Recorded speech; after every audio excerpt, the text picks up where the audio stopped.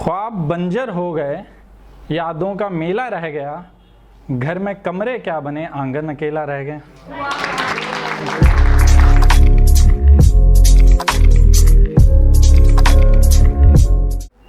लाख पहरे और हजारों बंदिशों के बाद भी, लाख पहरे और हजारों बंदिशों के बाद भी जो फिजा में उड़ सका वो पंख हिंदुस्तान है। लाख पहरे और हजारों बंदिशों के बाद भी जो फिजा में उड़ सका वो पंख हिंदुस्तान है। लूटना कितनों ने चाहा, बांटना कितनों ने चाहा, जो हवा में घुल गया वो रंग हिंदुस्तान है। रूह में जिसके अदब और खून में तहजीब है, जिंदगी का वो सलीका ढंग हिंदुस्तान है। सब कुछ यहाँ जायज़ नहीं, कुछ तौर हैं, तरकीब हैं। अंग्रेजी में कहावत है, everything is fair in love and war. Hindustan में ऐसा नहीं है।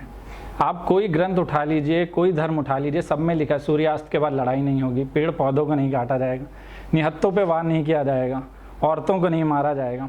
यहाँ तक कि इंडियन आर्मी ने भी, पाकिस्तान ने हारने के बाद अपनी लाशें छोड़ दी थी सैनिकों की, हम लोगों ने उन्हें दफनाया। तो वो कहावत यहाँ लागू नहीं होती। तो है कि जैसे था कि सब कुछ यहाँ जायज़ नहीं, कुछ तौर हैं, तरकीब हैं, जो उसूलों पर लड़ी वो जंग हिंदुस्तान है। अब एक छोटा सा शेर ये ऐसे ही मेरे दिमाग में था कि एतबार अब तक उसे है मेरे हर लफ्ज़ का, एतबार अब तक है उसे मेरे हर लफ्ज़ का, मेरी कोई बात खोखली भी नहीं लग रही। एतबार अब तक है उसे मेरे हर लफ्ज़ का, मेरी कोई बात खोखली भी नहीं लग रही। उसके घर में शादी की बात चल रही है, यहाँ मेरी नौकरी भी नहीं लग रही।